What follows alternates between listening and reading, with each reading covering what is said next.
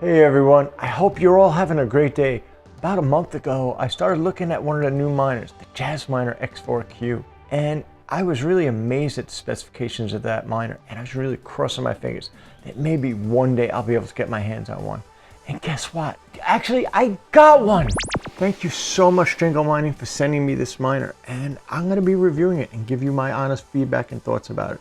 This miner has some very impressive specifications, even some revolutionary features that I've never seen on any of the miners before. I plan to cover them out and test them.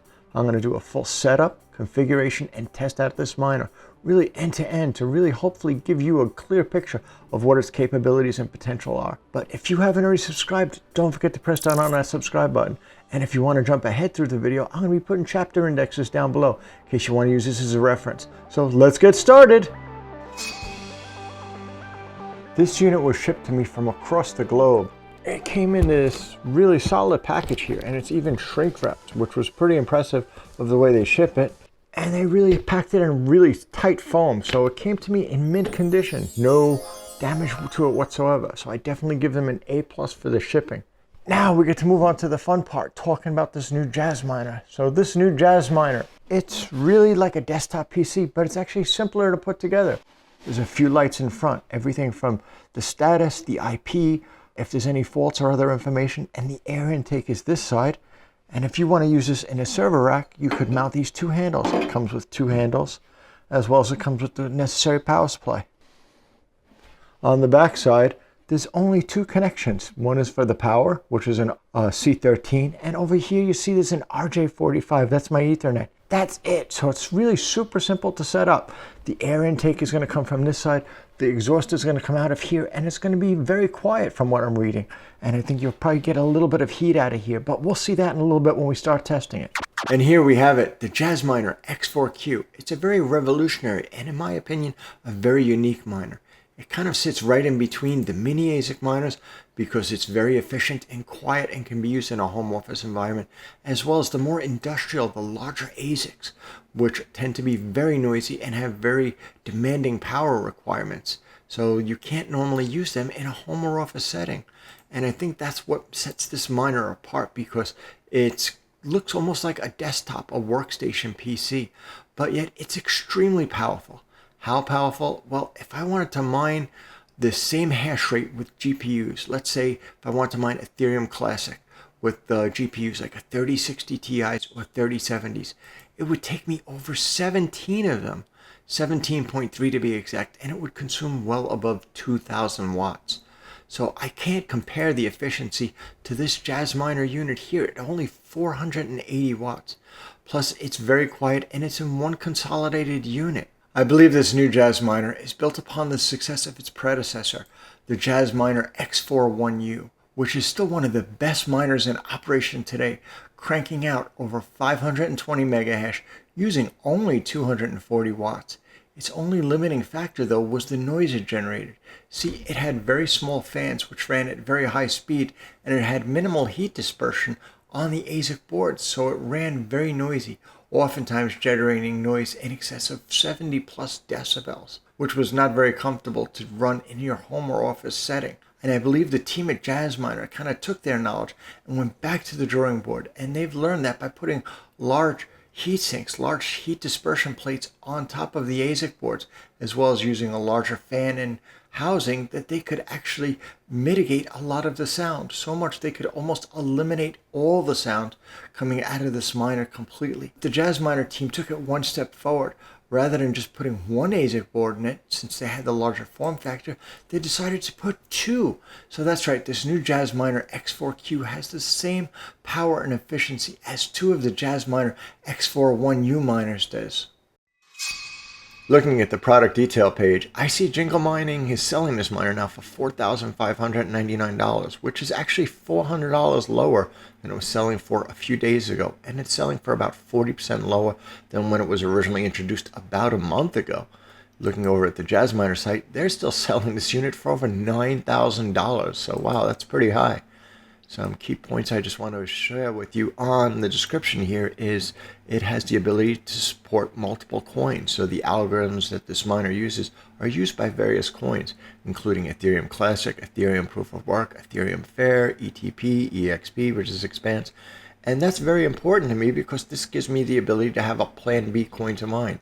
Maybe all of a sudden Ethereum Classic will become low in profit. Maybe coins like Expanse will rally up and become the next best coin to mine. So it's great having a miner like this that it can mine other coins, because in case those coins rally, I'll be able to capitalize and take advantage of it. The RAM size here is 5 gigabytes, and that's extremely important because that determines how long I'll be able to mine a specific coin with this miner. If I look at MinerStat, it's showing for Ethereum Classic 5 gigabytes. I'll be able to mine this until November about 2028. So that's about 6 years away. So that gives me a good time horizon to be able to hopefully be able to mine and make a lot of profit.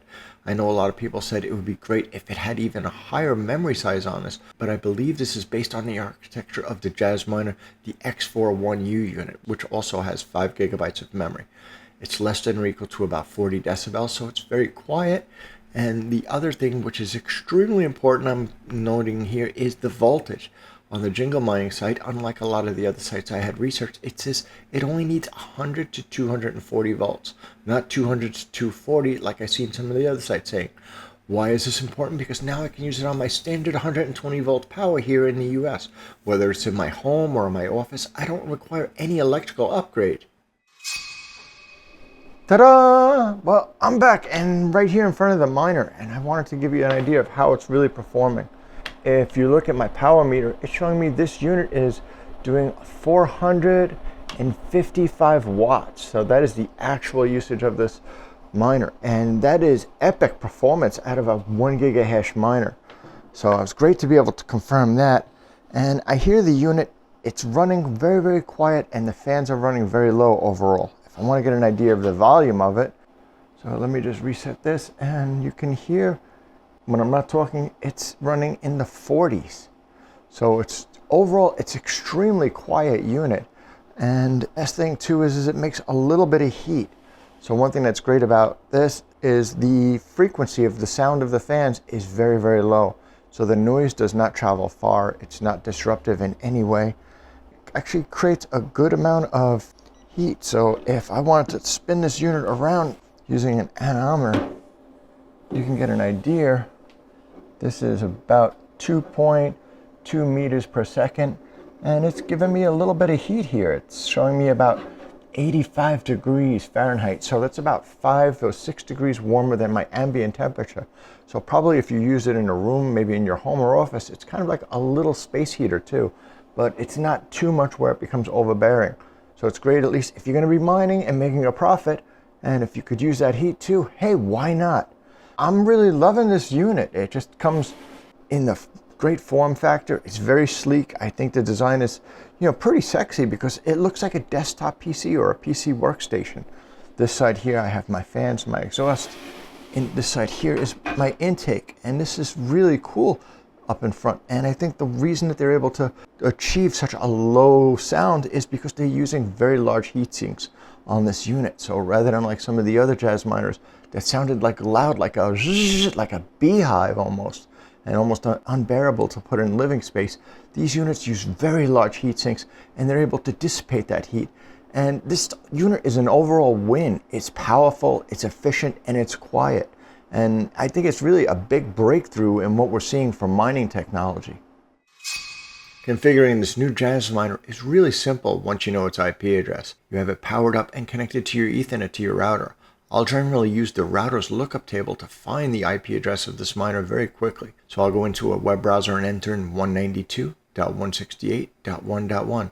And here I'll be presented with a login screen that'll let me log into the router. Generally, unless you've changed it, the password and user ID will be like something like admin. If you're unsure, check your documentation for your router, or even look on the bottom of the router itself. Once you successfully log into the router, you will see a list of all the different devices that are connected to it on Wi-Fi, as well as on the RJ45, the Ethernet cable. I can see that this new Jasminer is assigned the IP address of 192.168.1.253. So with that known, I can just go into another web browser, enter in this IP address, and I'll be accessing the Jasminer dashboard where I can configure the miner. Once I know the IP address, I can log into this miner. So I'm just going to go into a new web browser and I'm going to enter in the IP address 192.168.1.253. You're going to enter in the IP address that you're seeing reported from your router table. I've already logged into this miner, so it's not prompting me for the username or password. But if this is the first time you're logging in, you may have to enter that information in. And that's going to be root is the username, and the password is also root for that. And you'll be presented with a screen like this, which is the overview, and it's going to tell you the miner type as well as the version. The version actually correlates to the last firmware update. Normally I don't update firmware unless I need to, unless I'm having a problem with the miner or there's some new feature that I want to take advantage of. Then I'll move over to the status screen, and in the status screen here, the miner status, we're seeing there's no activity, nothing set up, as I would expect, because this is a brand new miner. I could just go down to the miner page, and this is the one where we're really going to be doing all our work and configuring, but it's extremely simple, and it has the ability to list multiple mining pools, so I can have my primary pool as well as some backup pools to here in case my primary pool goes down. I don't want to have downtime. I'd rather switch to another mining pool, as well as there's some advanced features here where I could specify different coins to mine, different algorithms. So ETC or ETH, depending upon what I wanted to mine, and even frequency. So this miner actually has the ability to kind of do some overclocking. It has 200 megahertz or 225, but I'm going to leave it at the default of 200 right now. So for me to get this miner up and started, there's really only a couple of pieces of information I need to enter in. The URL actually corresponds to the mining pool that I'm going to be connected to. So I'm going to be using two miners. I looked up their stratum, and that's easily available online, and that's their mining pool address right here. And once that's entered in, then all I need to do is really enter in my wallet information. So considering that I am mining Ethereum Classic, I'm going to need a wallet that can receive Ethereum Classic. So I have my Ethereum Classic wallet here, and then I'm just going to put a dot and the name of the miner. So I'm going to name this miner CMI-Jasminer-X4-Q. So my miner is set, and then password. Typically they just say the password is X. Sometimes it's not needed, but just better to put it in. I click on the update, and you're going to see the miner is going to be kind of restarting itself. And momentarily I should be able to see some information on the status screen showing it's connected and starting to do some mining, or at least mining preparation. So I click onto status, and now I can see this miner is showing that in summary here it is connected. Although there's no hash rate yet, that's one thing that's different about the Jasminer. They take a long time before you'll actually see some active hash rate being sent to the mining pool itself. It'll accept a lot of work, and it'll probably do that for about 25 to 30 minutes before you actually see some accepted shares being sent back to the miner. So you have to be patient with this. You'll also see confirmation as far as the mining pool and the wallet you're connected to. And very important here, under the status, you're going to want to make sure it's saying using, because that's showing it's active, and you're seeing pieces of work being sent down to it. And if you periodically refresh, you should see it come back and say there's more work being sent to it. There we go. Now it's up to 8. Let me just do it again, and now we're up to 9. So it's actively accepting a lot of work, but it's not sending those accepted shares back, and that'll take a little bit of while, about 25 to 30 minutes on average. We can also see some information here on the different boards. That's right, because this miner actually has 2 different Asic boards, not just one. It'll give some information about the hash rates and when the temperatures are, as well as you can watch too what the fan speeds are. And once this miner starts really mining, you'll see the fan speeds will definitely significantly increase to cool off those Asic cards. So I'm going to let this run for a little bit, and we're going to come back once we see some accepted shares. I finally see some accepted shares being shown on the Jasminer dashboard, and that it only took about 29 minutes. So you have to be patient with these miners. They kind of are slow to start off, but they're really lightning fast once they get up and get going. But now that I see some accepted shares, I can jump over to my mining pool. So looking at 2miners.com, I can see CMI Jasminer X4-Q is being recognized as a miner, as well as I see that hash rate is really coming up quick. It's only about 400 mega hash right now, but it's definitely climbing.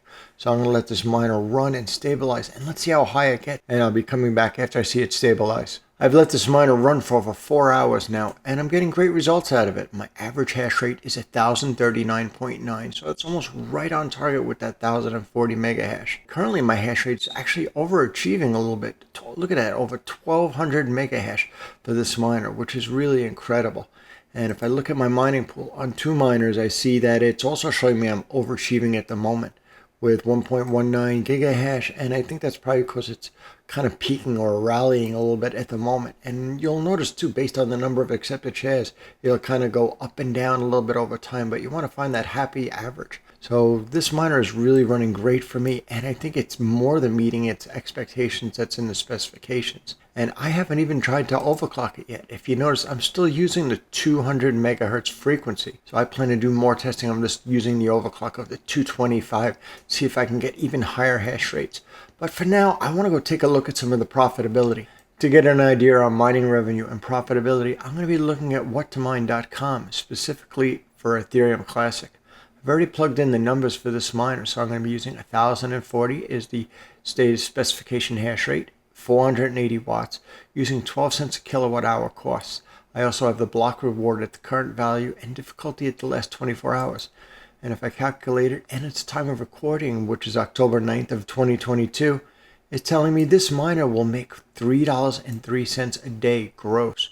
It will consume about $1.38 in electricity and still have a profit left over of $1.65. And any miner that can make a profit in this climate, it's really a big victory because this is a very, very difficult time to be mining. Scrolling down the site a little bit further, it gives some information I think is very useful to see is the profitability of some of the other miners. So I can see the Jasminer X4-Q, it's actually listed as the most profitable one at the moment, beating out the IPOLLO V1 and even the ANEXMINER E9, which is a $10,000 miner. So this kind of just shows how efficient this miner is, and efficiency is kind of king, especially in this more difficult mining climate. But I just wanted to kind of show you this so you have some expectation of what the current profitability is. Now, in the event coins like Ethereum Classic or some of the other coins that this miner may be able to mine may start bull and rallying up, you may definitely see an increase in the overall profitability as well as even the overall price of a miner like this. So it's no guarantee. This is not financial advice. This is just a very difficult time to be mining, and it's just be aware of the different options to make smart decisions. To summarize this all up today, this miner meets all the expectation. It was well above that 1 gigahash. My power consumption was really epic at pulling 450, 460 watt range. Of course, when I used the higher overclocks, it used a little bit more, but it's great to be able to have that ability to be able to overclock it a little bit in the event coins rally and you want to get a little bit more hash rate. But it's on right now. Look, it's so quiet. I think this is just really an epic miner. It's checked off all my boxes. Is it powerful? Is it efficient? Is it quiet? Absolutely. And if you're bullish on coins like Ethereum Classic or some of the other coins that it mines, you may be very interested in this miner. So give a big thumbs up today to Jingle Mining for sending me this miner to review. I really appreciate it. And if you're interested in this miner, definitely go check out their website. They have the Jasminer, the IPOLLO, as well as the ANEXMINER. And that about wraps it up for today. So until next time, stay safe. Happy mining.